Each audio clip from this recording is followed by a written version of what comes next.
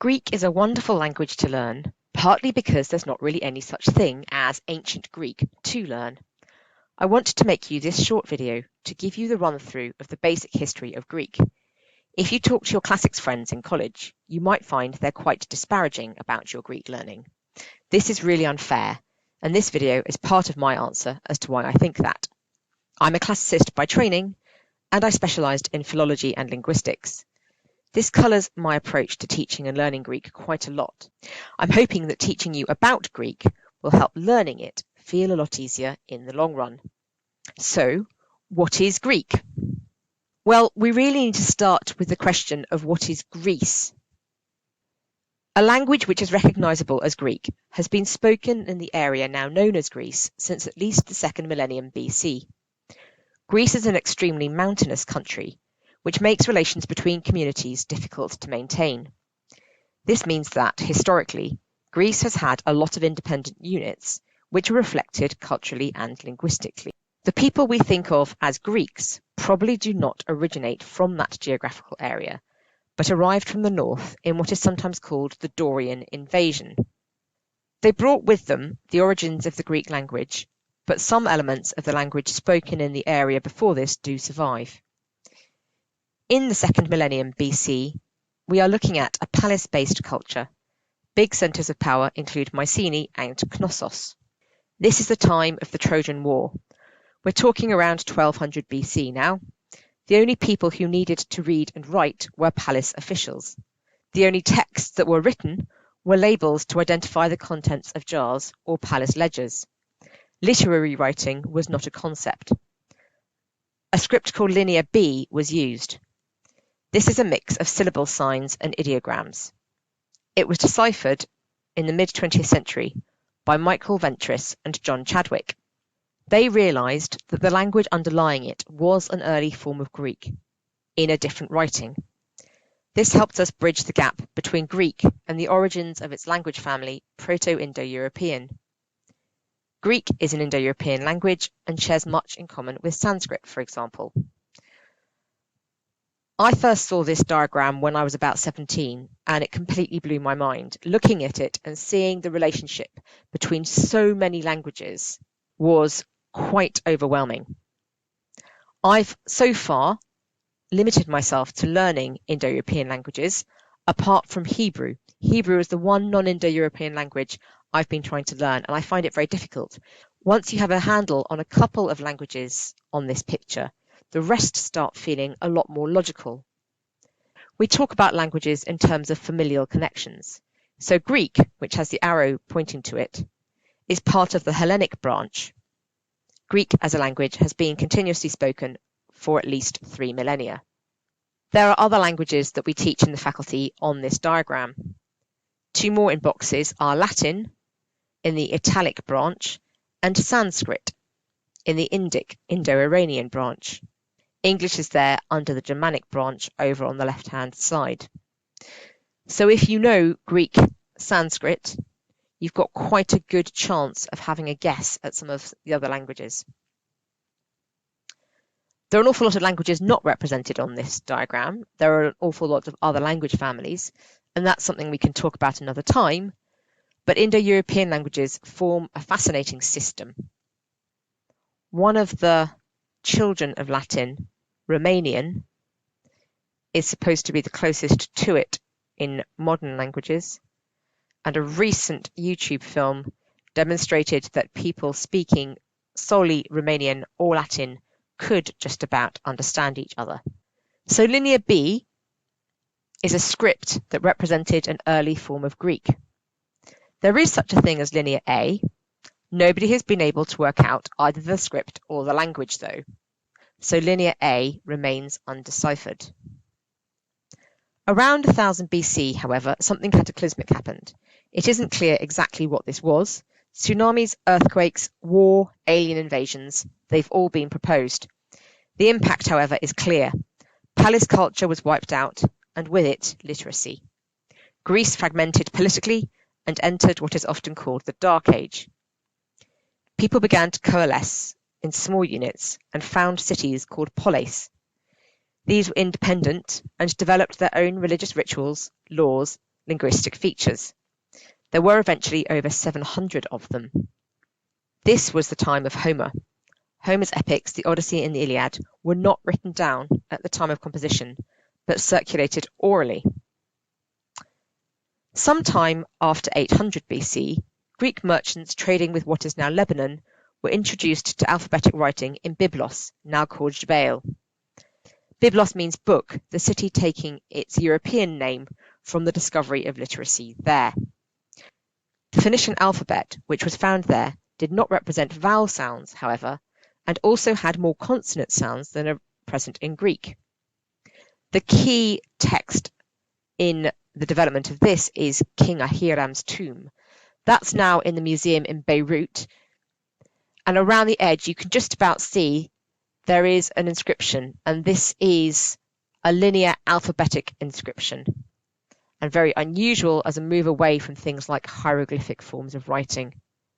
And it's this kind of linear alphabetic writing in the Phoenician alphabet that underpinned the development of the Greek alphabet. The Greeks used redundant consonant sounds from Phoenician to represent their vowel sounds and created their own alphabet from this.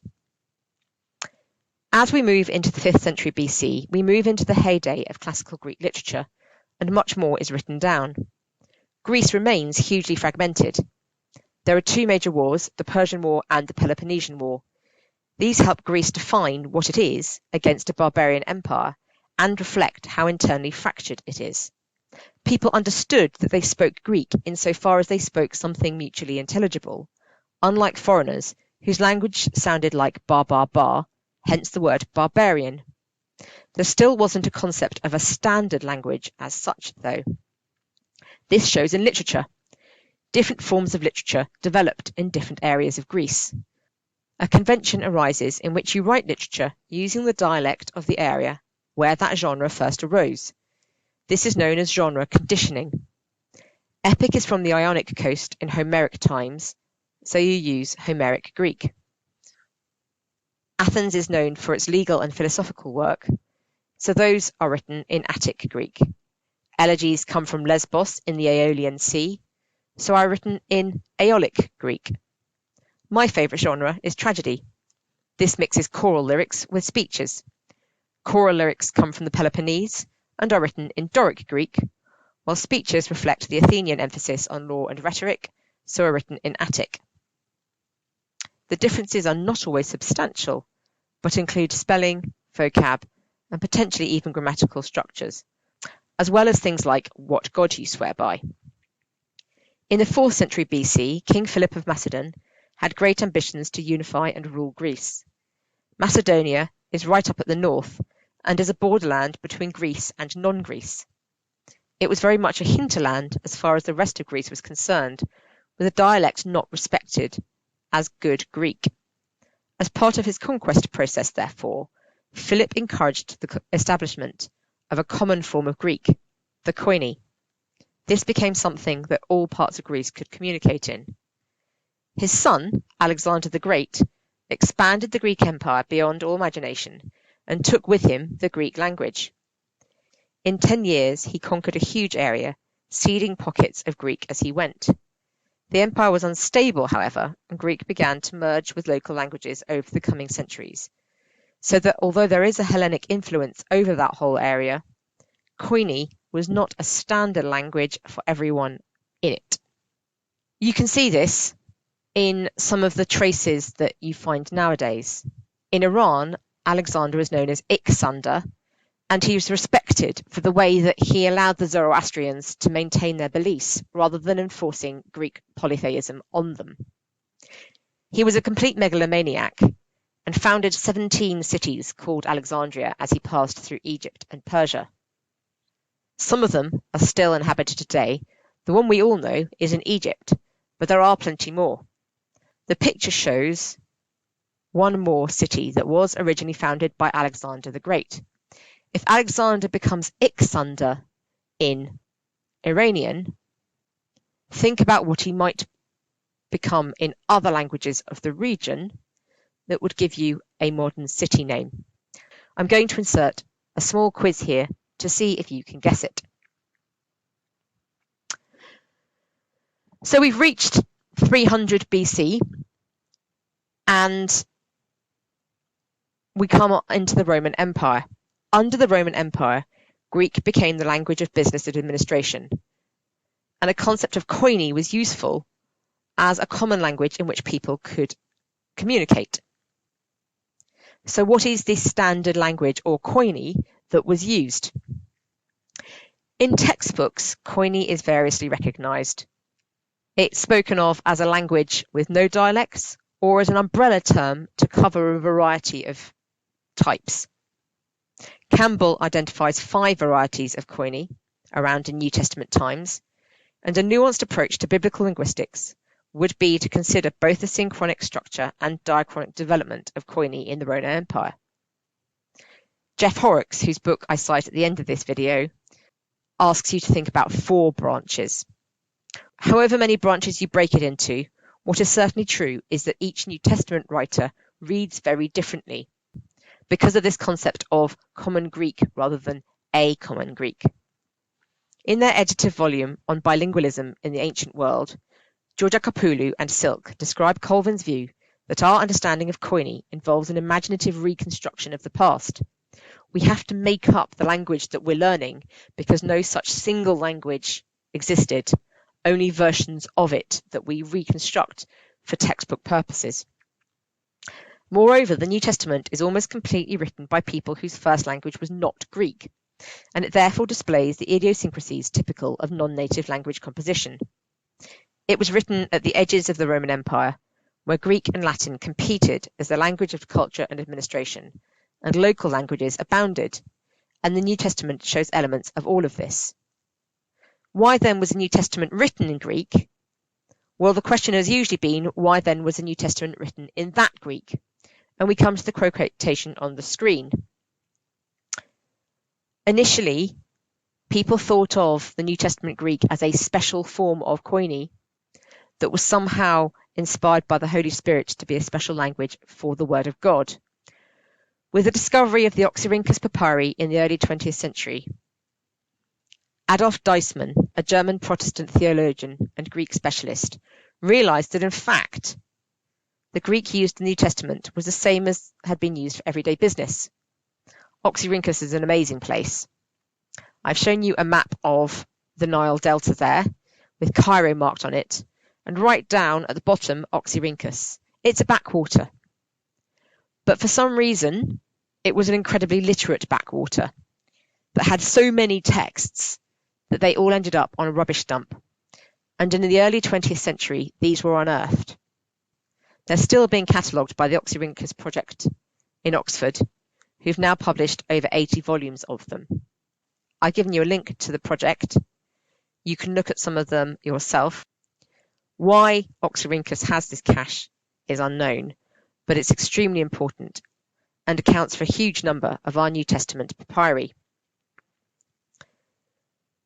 So once we'd got this great big haul of texts, we could see that New Testament was written in a vernacular in order to be accessible to people and to convert them. It was deliberately non-literary in that sense, and so looked different to contemporary literature. So the New Testament is not written in a form of Greek, given the diversity of its writers and the diversity of the language at the time.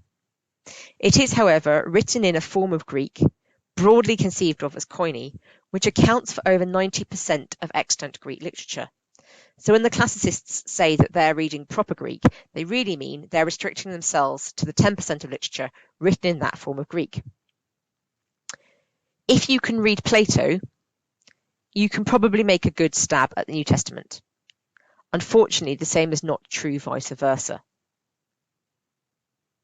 But by learning to read the Greek of the New Testament era, you are opening an awful lot of doors.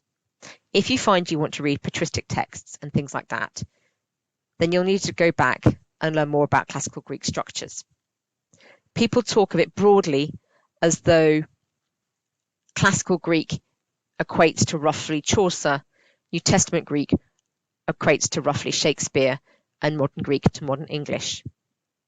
It's a spectrum, and it's a spectrum and a continuum of language that changed very rapidly around the turn of the 1st century, so that New Testament Greek shows a lot of instability and development, and studying linguistics can be a very fruitful process for this period.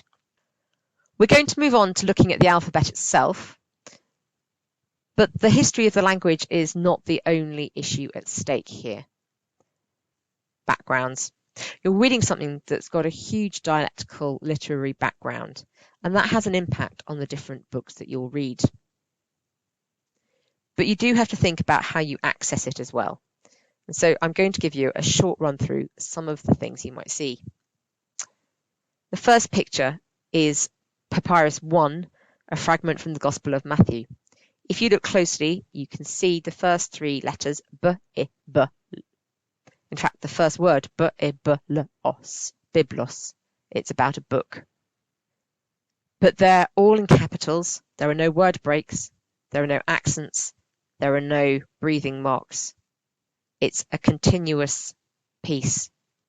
Even when you reach things like the Codex Sinaiticus, you're still dealing with something that has no word breaks, no punctuation, no breathing marks or accents or lowercase letters. These conventions in the Greek alphabet that you're going to be learning are later, mainly Byzantine additions to the text. And we can talk more about the history of the text for those of you who don't cover it elsewhere. If you're interested in taking any of this further, by far the best starting place is Jeff Horrocks' book, A History of the Language and Its Speakers. I'll put links up on this page, but if you look at the general Orlo reading list for Greek, you'll also find a lot of historical Greek material there to find out more. In the meantime, I'm looking forward to teaching you all and introducing you to the rich, beautiful, massive, varied, extraordinary language that is Greek.